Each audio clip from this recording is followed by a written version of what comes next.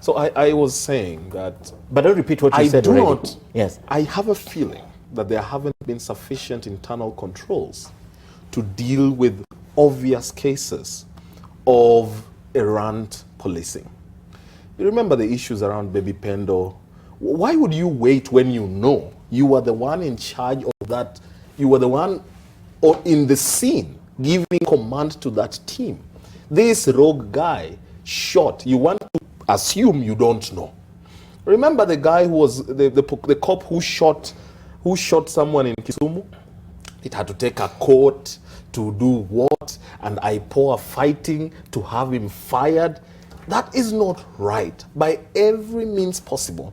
There have to be obviously, there have to be controls that everyone outside looks inside and says, indeed, I think the police system is hell-bent on ensuring that the Judas in the system, the rogue officers, in the system, are dealt with. No, before you go to boss, Yeah, I want Ocean to remember one thing. That every individual has a right to defend himself. Don't run away from that. You're a lawyer and you need to know that. Okay. That even this officer that you're accusing for shooting and for the rest must be offered an opportunity to explain and to defend himself. And therefore, his boss is not just going to wake up and say, you've shot someone and you must go. Due diligence must be followed. And we are not watchmen. We are officers of the law. Even when they have videos. We are officers of the law. And that is why you kill someone and we all see you killing someone. But we have to take you to court. And you have to take place. Because this is that is the rule of law. So we are officers of the law. Yes. We are not watchmen. Okay. Let me take it to you. The internal affairs he's concerned about and not necessarily what's happening. Administrative action. Yes. How strong is it? How strong is it? How strong is what? Yes, your internal mechanism. The internal mechanisms, as they stand now, they are very strong because for every case that has been reported to us for investigation, we have gone the full hog. We have found officers who are culpable in having violated the code of conduct, and they have been punished as would be expected. There are officers who have also been found not guilty, and they have been absolved, and we have justified. And the beauty is, for every investigation that Internal Affairs does, it's so transparent that the law allows IPOA to come and random sample our files and see.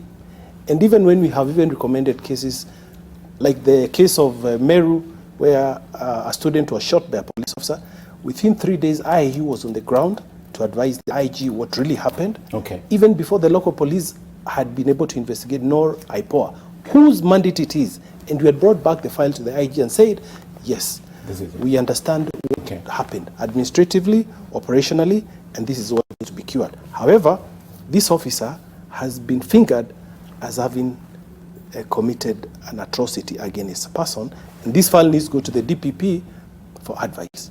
And ultimately, this is a matter that is PBC, pending before court. But administratively also, let me add on what he has said. There are circumstances where we decide as administratively that an officer has committed a crime and we believe he has committed crime. Yes, that was and we take question, administrative action where at times we take you to court when we have sacked you.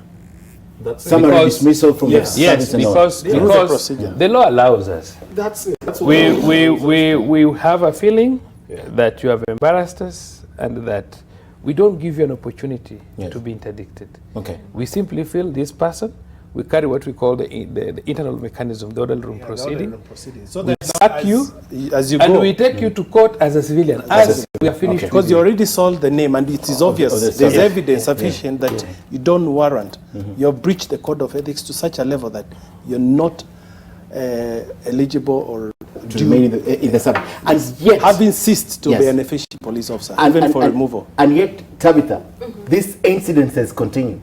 In fact, we wake up every single day. It raises a question whether he's telling us the truth, that indeed the mechanism is watertight, or there are loopholes, because they still happen every single day. What can I help you? No, it's Tabitha to answer. No, I'm going to come to you. No, just a tip. But you're going to No, influence Tabitha, her. no, I'm not going to influence her. Yes. Tabitha, you hear about people killing their spouses every day. Yeah. People are arrested, people are charged. Yes. They stop. And they You still wake up in the morning and you found somebody has killed it. But anyway, Tabitha, it is the opportunity. Influence how you're going to think. First of all, I would like to say that he has not influenced me. I hope so. Just so that we're clear. Yes. But what I can say is that there's always going to be changes, and every day will present a different context for everyone, and people make a rational choice to engage in crime. And so it could be, like he mentioned, that the population is bigger and therefore there's higher crime, like more than we had before. But I don't think that is justification or a good enough reason to say that all police are committing these crimes despite getting the best training.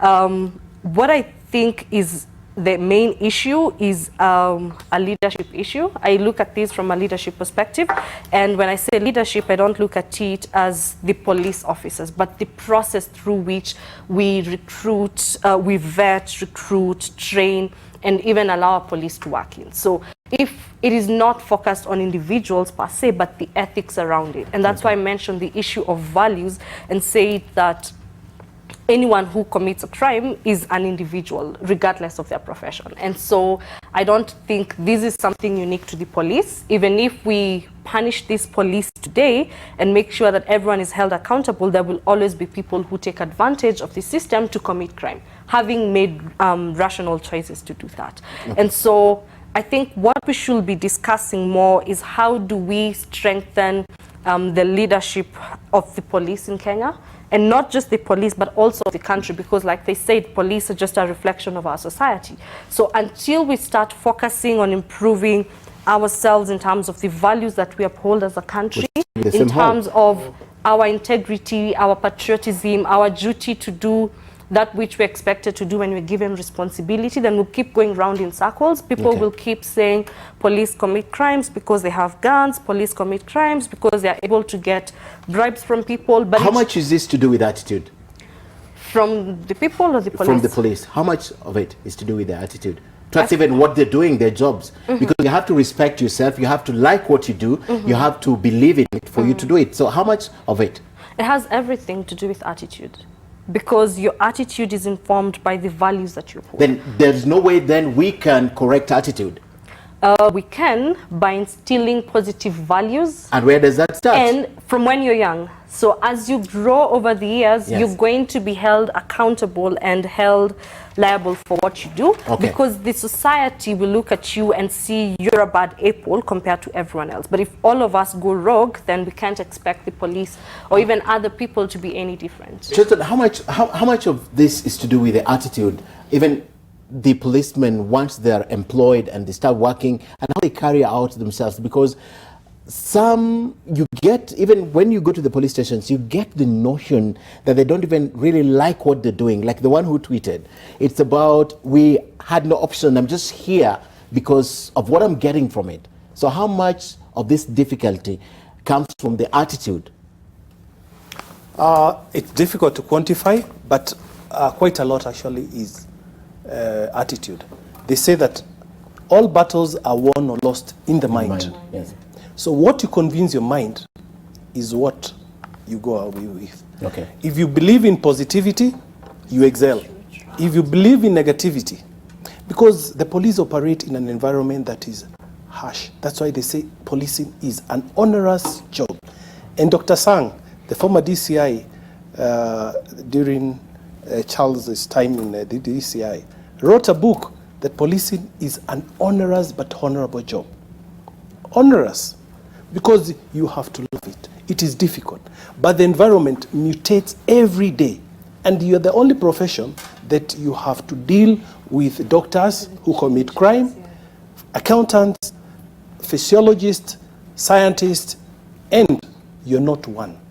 So it is how you have been bred that tells you the training is good. Yes. But what happens after the training? the environment, even for you to commit a crime, environmental factors dictate.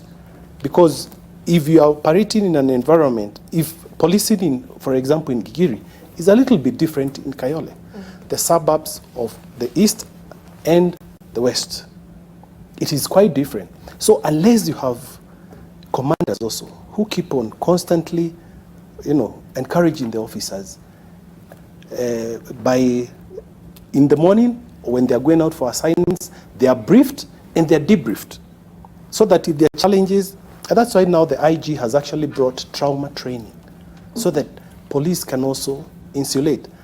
One thing that I know, police go through a lot of trauma, and that is why even when we recommend the coroner's bill, one of the reasons for me as a passion was, it is very unfair when you have policemen collecting dead bodies on the road, and yet they have no formal training on that. They have no equipment.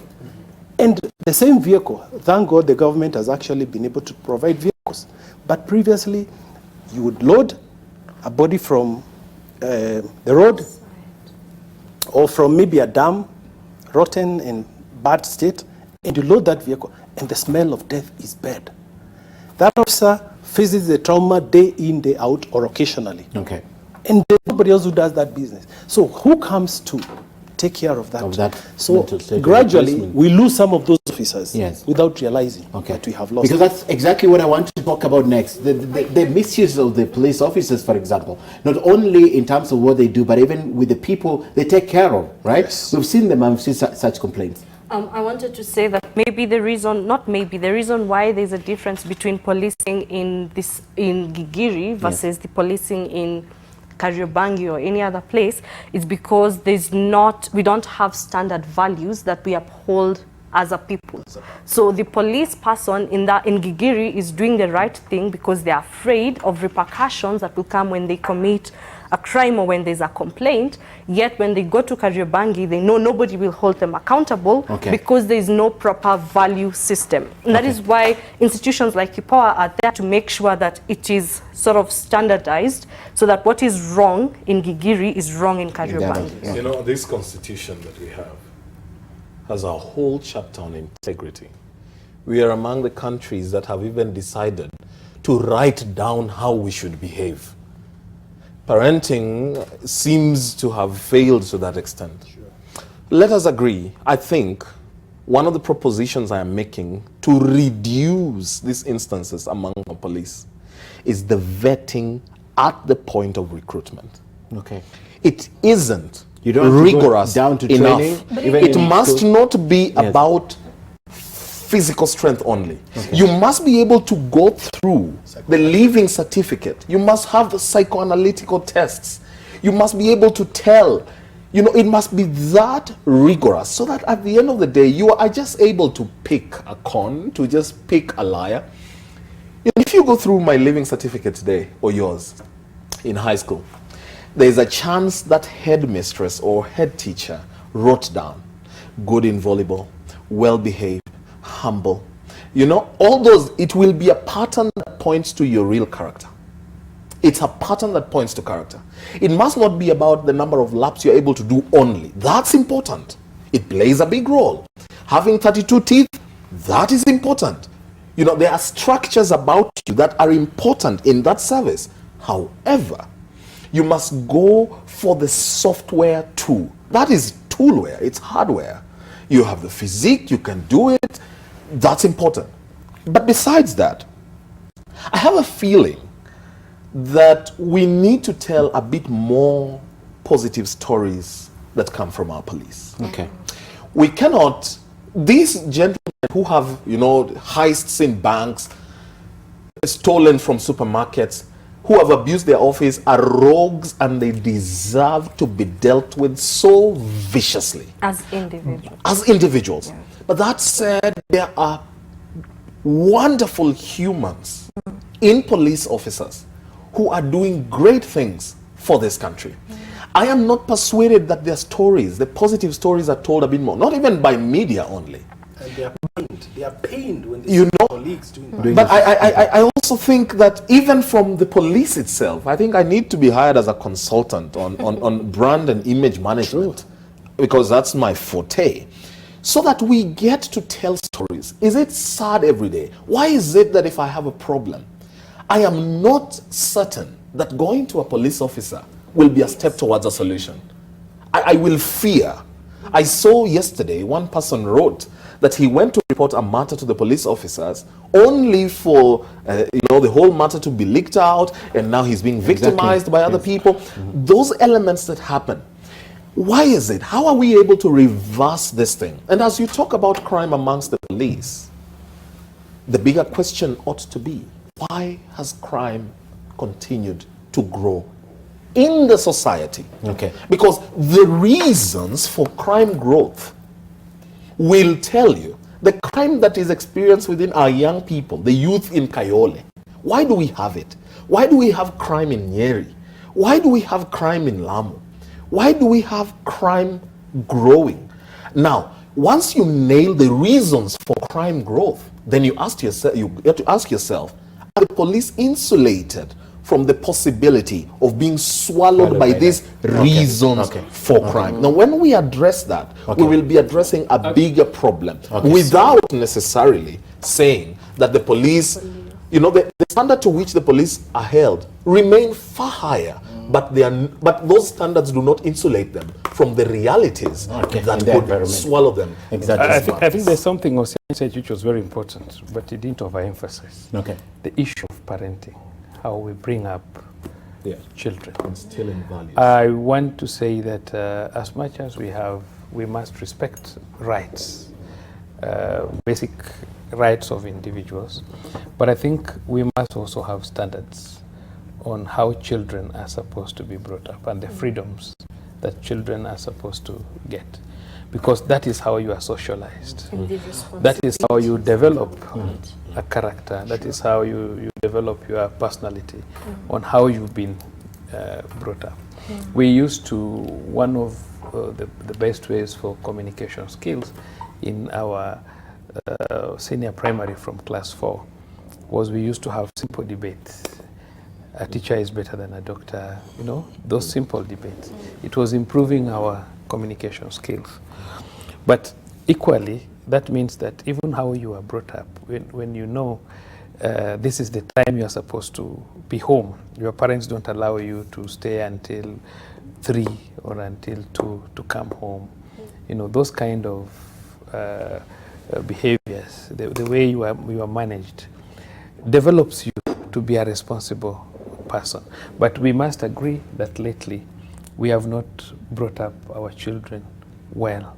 Our standards have come quite low, and therefore we are destroying the communities. Because even if you look at the rates of people killing one another, wife versus husband, girlfriend versus boyfriend,